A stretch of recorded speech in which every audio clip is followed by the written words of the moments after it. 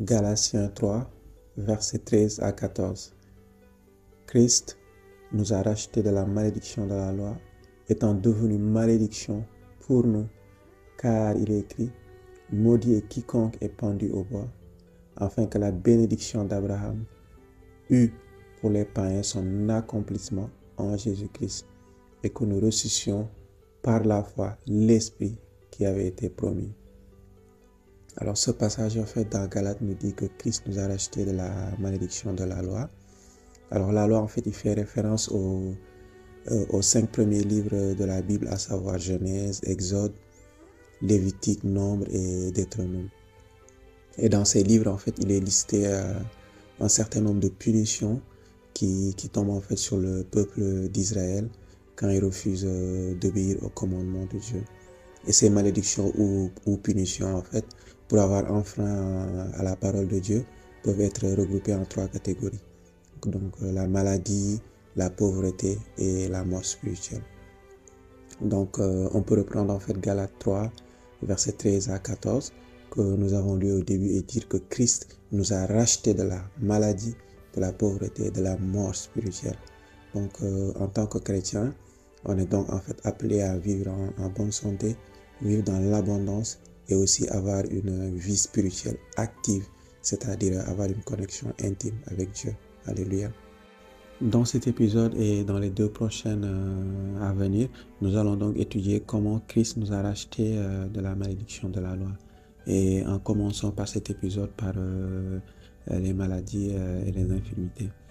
Alors dans les versets 15, ensuite 21 à 22, 27 à 29, verset 35 et verset 58 à 61 de Deutéronome chapitre 28, il y a en fait une liste de maladies et d'infirmités qui frapperont en fait le peuple d'Israël s'ils n'observent pas et ne mettent pas en pratique en fait toutes les paroles de la loi. Mais nous allons lire ici juste les versets 15, ensuite 21 à 22.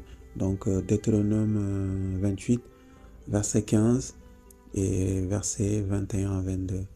Mais si tu n'obéis pas à la voix de l'Éternel, ton Dieu, et tu n'observes pas et ne mets pas en pratique tous ces commandements et toutes ces lois que je te prescris aujourd'hui, voici toutes les malédictions qui viendront sur toi et qui seront ton partage. L'Éternel attachera à toi la peste jusqu'à ce qu'elle te consume dans le pays où tu vas entrer en possession. L'Éternel te frappera de consomption, de fièvre, d'inflammation, de chaleur brûlante, de dessèchement, de jaunisse, de gangrène, qui te poursuivront jusqu'à ce que tu périsses. Mais alléluia, on sait que Christ nous a rachetés de la maladie et des infirmités. Donc on peut lire Matthieu 8, verset 17, afin que s'accomplisse ce qui avait été annoncé par Ésaïe le prophète. Il a pris nos infirmités et il s'est chargé de nos maladies. Alléluia. Donc si Christ nous a rachetés, donc pourquoi en fait on a toujours des chrétiens qui tombent malades aujourd'hui? Alors la première erreur à ne pas faire, c'est de dire que Dieu lui-même inflige en fait des maladies et des afflictions à son peuple. Donc effectivement, dans plusieurs versets de Deutéronome 28, notamment le verset 22, on peut lire « L'Éternel te frappera ». Mais il faut savoir que l'hébreu original de ces écritures en fait était permissif. Donc c'était permissif, mais comme la langue française ou anglaise, il n'y a pas de correspondance exacte.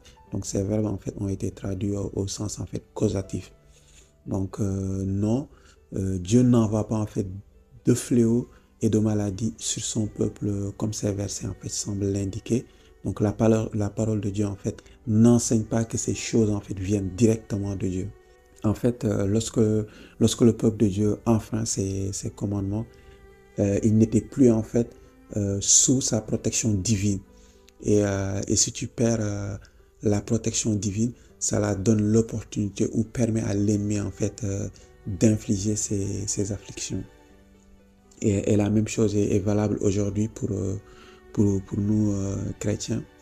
Vous vous rappelez quand Jésus est monté à Jérusalem, à la piscine de Bethesda. Donc, dans cette piscine, il y avait 5 portiques, et sous ces portiques étaient couchés un grand nombre de malades et d'infirmes qui attendaient en fait le mouvement de l'eau. Là-bas, en fait, se trouvait un homme en fait qui était malade depuis 38 ans. Donc, Jésus l'avait guéri, et quand il l'a retrouvé, après l'avoir guéri, quand il l'a retrouvé dans le temple, qu'est-ce qu'il lui a dit? Il lui a dit: voici, tu as été guéri, ne pêche plus, de peur qu'il ne t'arrive quelque chose de pire. Donc, vous pouvez retrouver en fait le texte complet dans Jean 5, versets 1 à 14. En d'autres termes, en fait, le péché est une porte ouverte qui peut être source en fait de maladie et d'infirmité, car le diable rôde comme un lion rugissant, cherchant qui il dévorera. Donc, au premier épître de Pierre, chapitre 5, verset 8. Alors, la deuxième erreur à ne pas faire, c'est de dire que c'est la volonté de Dieu quand quelqu'un tombe malade ou a une infirmité. En effet, souvent, quand une personne est dans une condition où il y a peu d'espoir, on entend souvent, c'est la volonté de Dieu. Il faut savoir que si Dieu a garanti la santé au peuple d'Israël dans l'ancienne alliance, sous certaines conditions, pourquoi la nouvelle alliance, en fait, qui est meilleure, n'offrirait-il pas aussi, en fait, une promesse de santé? Hébreux 8, verset 6. Mais maintenant, il a obtenu un ministère d'autant plus supérieur qu'il est un médiateur d'une alliance plus excellente qui a été établie sur de meilleures promesses. Amen. À l'époque biblique, en fait, le peuple d'Israël était des serviteurs de Dieu, alors qu'aujourd'hui, nous, en tant que chrétiens, en fait, nous sommes des enfants de Dieu. Donc, si ce n'était pas la volonté de Dieu, en fait, que ses serviteurs soient malades, cela ne peut pas être, en fait, sa volonté que ses enfants, en fait, soient malades. Amen. Une autre manière, en fait, de voir la volonté de Dieu concernant les maladies et les infirmités, il faut juste, en fait, regarder Jésus et son ministère.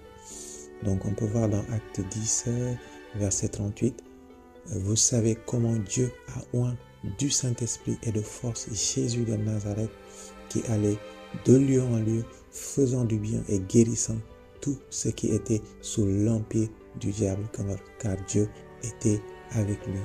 Amen. Donc, si Dieu a oint Jésus pour guérir ceux qui sont opprimés par le diable, donc c'est clair que c'est sa volonté, en fait, que tous ses enfants soient en bonne santé. Hébreux 13, verset 8, Jésus-Christ est le même hier, aujourd'hui et éternellement. Donc, comme Jésus n'a pas changé, alléluia, cette promesse, en fait, de vivre en bonne santé est accessible aujourd'hui à tous. Mais comme toute autre promesse dans la Nouvelle Alliance, on y accède principalement par la foi. Et comment obtenir cette foi? Romains 10, verset 17, on peut lire: ainsi la foi vient de ce qu'on entend, et ce qu'on entend vient de la parole de Christ. Malheureusement, beaucoup ne connaissent pas, en fait, la parole de Christ, et c'est pourquoi Dieu nous dit dans Osée 4, verset 6, mon peuple est détruit parce qu'il manque la connaissance. Donc, donnons une attention particulière à la parole de Dieu, afin de pouvoir bénéficier de toutes les promesses que nous avons en Christ. Alléluia. Je ne vais pas terminer cette vidéo, en fait, sans te donner l'opportunité de recevoir Jésus-Christ dans ta vie. Donc, répète cette prière après moi. Père très saint, j'avoue que je suis un pécheur, en ce que j'ai péché souvent dans mes pensées, paroles et actes. Mais la Bible nous enseigne que Jésus-Christ est venu dans le monde pour sauver les pécheurs, et que si je confesse de ma bouche Jésus est le Seigneur et je crois dans mon cœur que Dieu l'a ressuscité d'entre les morts, je serai sauvé. Ainsi donc, en ce moment même, je confesse de ma bouche que Jésus est le Seigneur et je crois dans mon cœur que Dieu a ressuscité Jésus de la mort et qu'il est vivant. Et par conséquent, je t'invite aujourd'hui, Seigneur Jésus-Christ, à venir dans mon cœur et d'habiter en moi maintenant et à jamais. Je te donne ma vie, je te reçois maintenant comme mon Sauveur, mon Seigneur et mon Dieu. Je t'appartiens pour toujours. Je te servirai et te suivrai jusqu'à la fin de mes jours. À partir de cet instant, je n'appartiens plus qu'à toi.